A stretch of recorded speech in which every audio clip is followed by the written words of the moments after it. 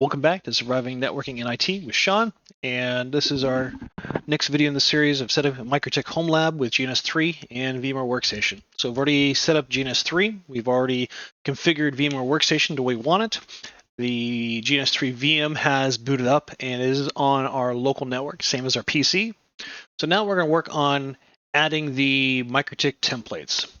So on the left-hand side here, let's go ahead and make sure I screen pulled up. Yep, right-hand side here, sorry, left-hand side here, we have several icons. The one we're going to concern us most with is the Browse All Devices. Click on this, and it's going to have some built-in devices that GNS3 supports out of the box. It supports cloud, which basically connects a network to your local network from this virtual environment. You have VPCs, which are literally virtual PCs that are little DOS boxes that can get an IP, ping, and do a few small other things. And NAT, which basically does a NAT router from its virtual environment to your own PC network. For the most part, we're not going to touch a lot of these, but we will pull over cloud. I said we will pull over cloud. We can't pull over cloud. You know why? Because we need to have a project. Let's go ahead and do a new project. I'm going to just save this in the default projects folder. Let's go and call it GNS3 test. Click OK. And now we can drag cloud over to the main project window. It's going to ask you what server you want to use. You want to make sure you specifically choose your GNS3 VM. Click OK. And we're going to drag out a few virtual PCs. And all these, we're going to also say on the GNS3 VM, so for all of them. And the nice thing with this is we can actually duplicate this. And we'll just duplicate it 2 times. So we're going to have 3 VPCs right here. Now, these 3 PCs won't have anything to do quite yet until we bring in the Mikrotik stuff. So we're going to go and click on New Template, install an appliance from GNS3 Server, click Next, and out of the box, it should already have some devices in here, but it looks like it did not pull anything down. So what we can do is click on Update from Online Registry. It's going to take a minute to pull down the device registry for all the different appliances that are out there.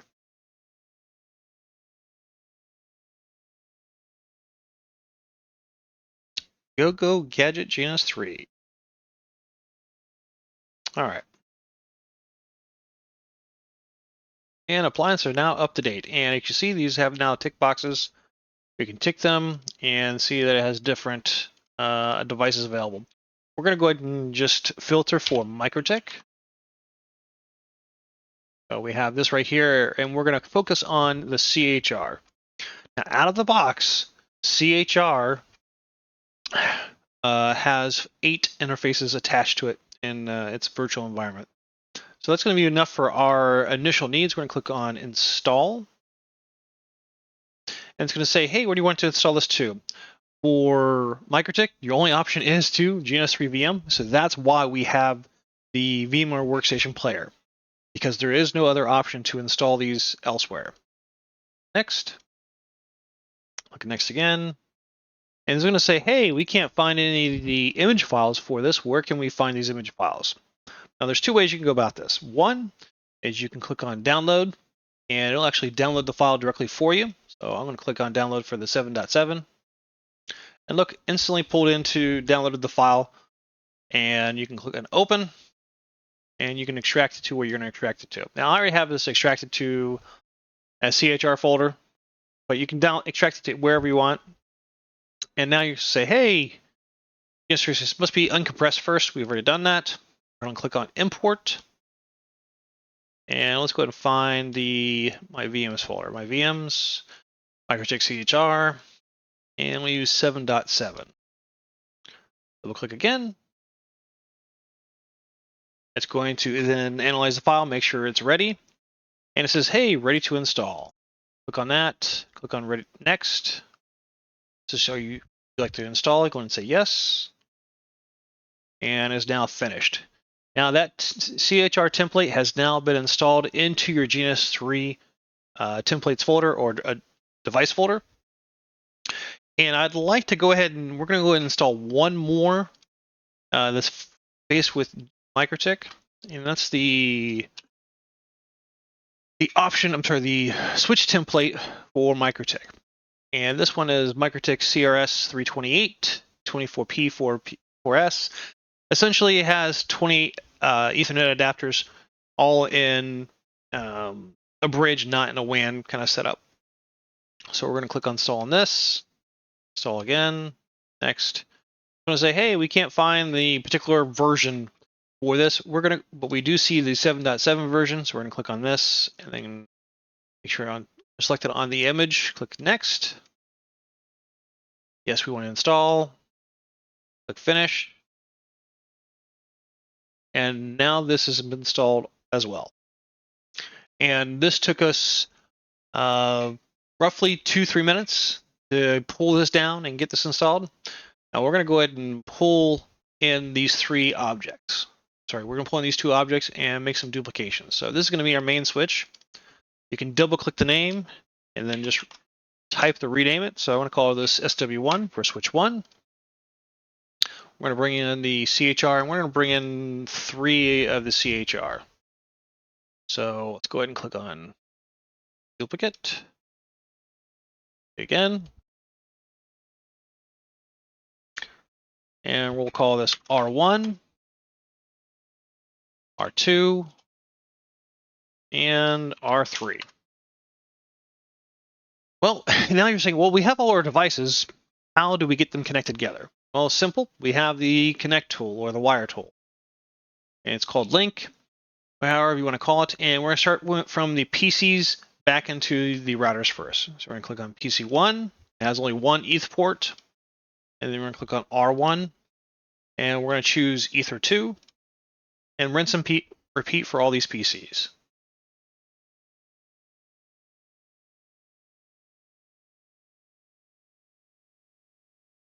And now if you click on this, it'll unselect it, and now you can hover over this and it'll tell you how this is connected. PC2 ETH0 is connected to R2, ETH2, and then vice versa over here as well. Now we're going to connect these routers from Ether1 to the switch. And we're going to start with just Ether1, and we'll connect this to Ether2, and this will connect to Ether3. And then this switch 1, we'll go ahead and connect the SFP plus port, which is just the last port in this configuration, to the cloud. Now this cloud represents the connection on the GNS3 VM.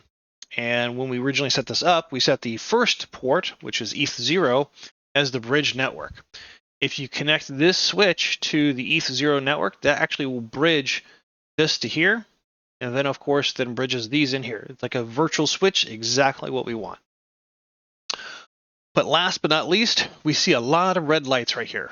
And we see all these topologies. I'm sorry, the topology up here, it shows a whole bunch of red dots. To get this working, we need actually to fire everything up. So we click on play. Click on yes to start all the devices. And this starts booting all the devices. And let's go ahead and see if any of this has worked. So I'm going to right click on the switch and click on console. And this is fired up, looks like Solar Putty. On admin, no password. I'm going to say, do you want to read the software lines? Say no. Type in a new password. And we're at the console of the switch. I'm going to update the name of the switch. So this is going to be system identity. Say set name equals SW1. This allows me to easily see that I'm in the switch for this. We're going to go to interfaces, bridge, and we're going to click on export to see if there's any bridges added to this. So as of right this very second, there have been no bridges added to this switch. Without a bridge on a Mikrotik switch, it's not going anywhere. The nice thing is, since we have bridged this connection from the VM into our local network, we can actually fire up Winbox. I'll go ahead and do that right here. And we click on neighbors. We can refresh. And look, we now see that virtual switch SW1, which is a CHR router, or sorry, right there.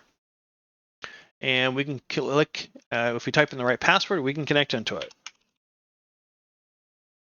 We'll connect. And look, we are logged into that virtual switch that is hosted on GNS3 VM. Now what we want to do is we want to add all these ports to a bridge. We got a whole bunch of ports, but none of them added. And we want to make this simple. Now on my side here, I have a little script I can run that will make life easier to add all the ports. And I'll go ahead and have this script available to us. I'll post it in the description. Or post a link to it in the description, and basically adds all the 28 ports to the bridge, ready to go out of the box. A copy, and then I'll open terminal, paste this, and it shows all of them have been added. We have a bridge that has been added. We have all these ports. Now that we have all these ports in this bridge, if we close out Winbox, and see all these are now connected, we should be able to see R1, 2, and 3 on Winbox neighbors. Let's see if this is working. No, and I know why. So out of the box, even though I can see the switch, these CHR routers are configured to have a WAN IP on ETH1, and I don't know if there's any firewall rules involved on that. So let's go ahead and log into this first one. We're going to go to console. Nope. Now let's go to R1, R3. Client admin, no password, no license. Just update the identity. Set name R1. We're going to go to IP, address, print, and this does not have any kind of IP address out of the box. So I was mistaken. Let's go to IP, DHCP. Actually, let's go ahead and type in IP firewall just to double check, make sure there's no firewall settings. Support. There is no firewall settings whatsoever. So in theory, if this is bridged correctly, then this should be able to connect all the way through. And the fact that I'm not seeing that means I missed something. Let's go ahead and connect back into this, see what I missed.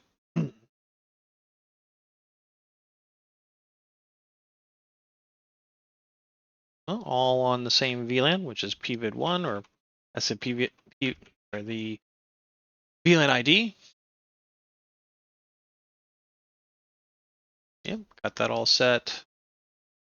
No other interfaces to worry about.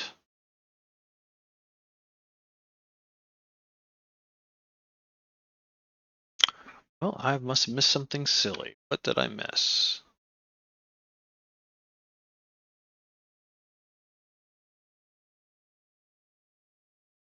Bridge. Settings. No. Fine. Ports fine. New VLANs, no other filters put in place. I mean, the hosts do detect the other devices on here. I know why. I'm silly. So my script that imports all the ports into the bridge only imported SFP plus 1 through 3, and the connection on this I put on 4. So let's go ahead and add SPF, so the last SPF plus interface. So it's right here. We're going to add it to the bridge, and now like magic, everything's going to work. So I'm going to go ahead and it's going to automatically connect, but that's not important. What we will do is bring this back up, click on neighbors, and look, a whole bunch of CHRs. And one of them is already labeled R1, so I'm guessing this is R2 and R3. Go ahead and actually manually label them. Let's go to console.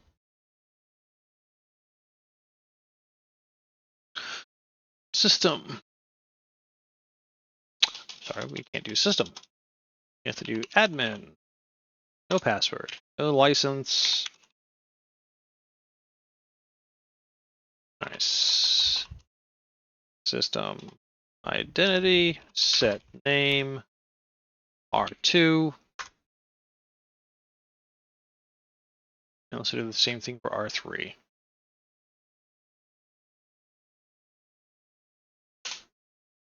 Admin. No password. Admin. No password. No license.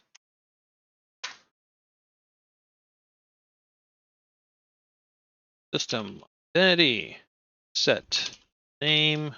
R3. And if we close out all this connections right here, I refresh the neighbors, all my CHRs show up, and I have a connection to R1, R2, R3, and essentially we have our initial routing home lab set up. I will go ahead and log into this 3 of these one at a time here, and we'll go ahead and grab an IP for each one to show how I can get on the local network. That's R1, R2,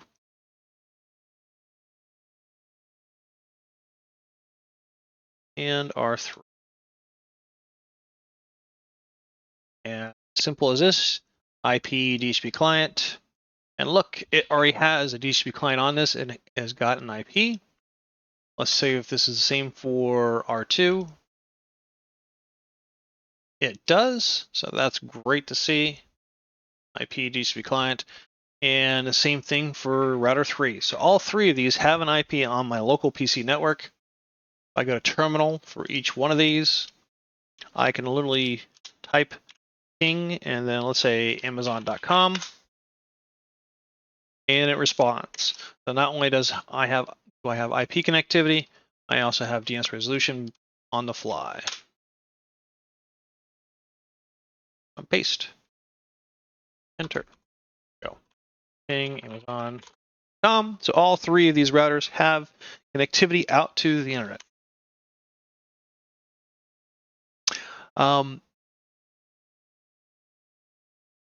We'll go ahead and finish up this quick lab real quick, and let's see if there's any bridges on here. So there's no bridges on any of these routers. We're going to go ahead and set up a DHCP server on ETH2. But before you can set up a DHCP server on ETH2, you have to give it an IP address. So let's go to IP address. We're going to call this 192.168. And this is the third router. We'll say 83.1/24. Set it to ETH2. And I'll just copy this to memory. Copy right here. Now you have an IP. We'll rinse and repeat it right here. And we'll set this to E2. Set it to ETH2.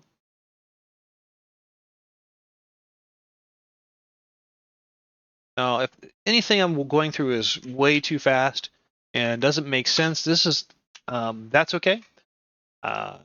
Some things will not make sense until you play with it on your own. And the whole point of this exercise is to get your lab up and running so that you can practice and then make it understandable for you.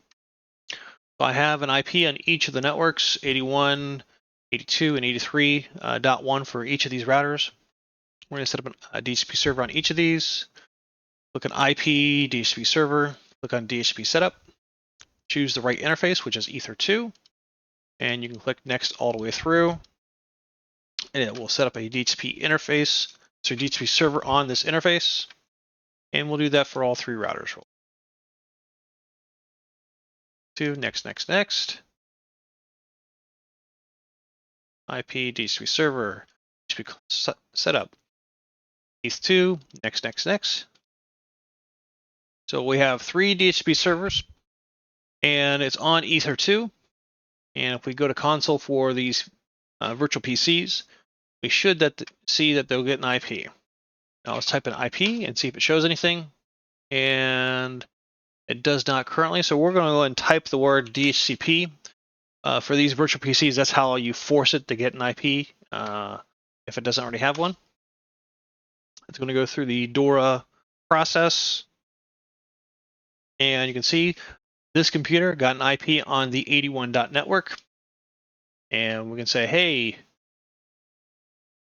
now we're not going to actually test connectivity out to the internet, but we can see that I got an IP real quick. Let's go ahead and flip over to another PC and another PC.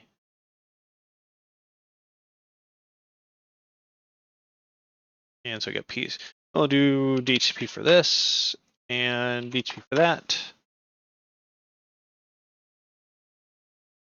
And now this one is on the 82 network. This one is on the 83 network.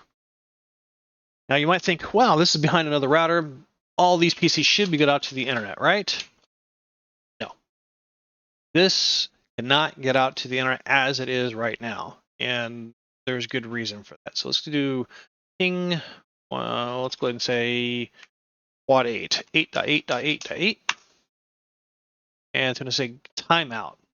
So in a virtual router environment, you have to treat it like it's a real router environment. If you want to get out to the internet and you do not have a public IP on your internal device, then you have to NAT it. And so we haven't done that yet. So I'll go ahead and just do this on the first PC here. We're going to go on the first router. We're going to go to IP firewall, NAT. We're going to create a new rule. I'm going to say source NAT. And we'll go ahead and make this a little bigger so you can actually see it. There we go. Source NAT. The out interface is going to be Ether1, and the action is going to be Masquerade. And there's reasons why you choose Masquerade here versus source NAT. Masquerade is the easy button for circuits that are on a DHCP connection. So go ahead and click OK. And now this says anything that goes out Ether1, go ahead and Masquerade or source NAT it to the IP that's on Ether1.